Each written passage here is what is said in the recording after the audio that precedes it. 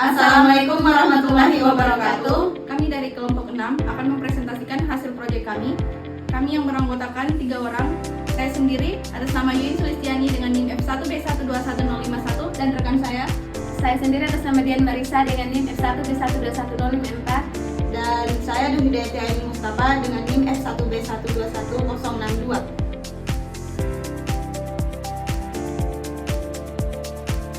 Baik, di sini ada definisi dari difraksi.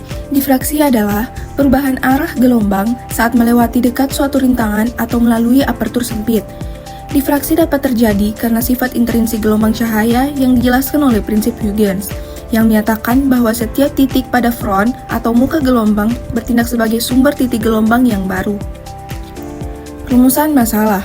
Persamaan matematis yang menjelaskan difraksi cahaya secara umum adalah persamaan Fraunhofer, yang memberikan pola intensitas cahaya yang dihasilkan setelah melewati sebuah celah sempit atau rintangan.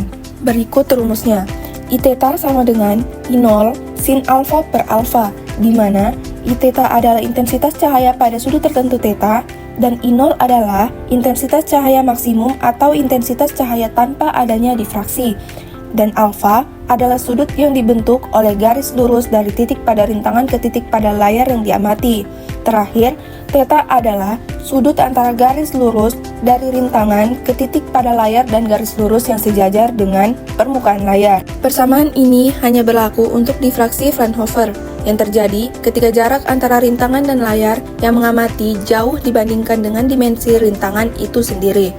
Jika celah atau rintangan tidak terlalu sempit, efek difraksi dapat dijelaskan menggunakan pendekatan geometris atau persamaan-persamaan yang lebih kompleks yang tergantung pada situasi yang spesifik. Aspek utama difraksi. Pertama, apertur dan rintangan. Cahaya terdifraksi ketika melewati celah sempit atau mengitari objek. Ukuran celah atau objek relatif terhadap panjang gelombang cahaya menentukan besarnya difraksi.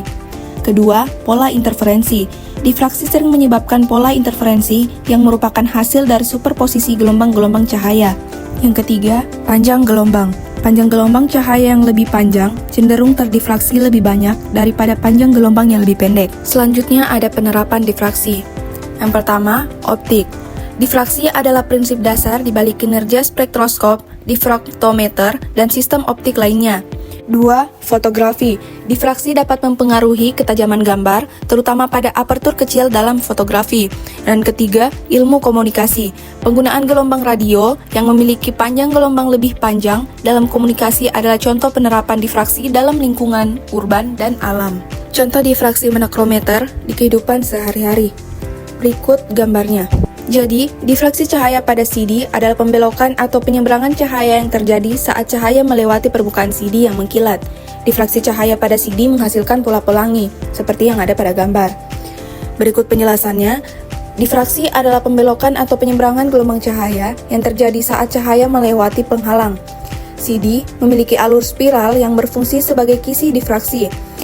Alur-alur pada CD disebut rek, yaitu jarak dalam mikrometer yang digunakan untuk merekam informasi. Saat cahaya jatuh pada CD, sebagian cahaya akan terdifraksi, sementara sebagian lagi dipantulkan. Gelombang cahaya yang terdifraksi akan berinterferensi satu sama lain sehingga menghasilkan daerah penguatan dan pelemahan.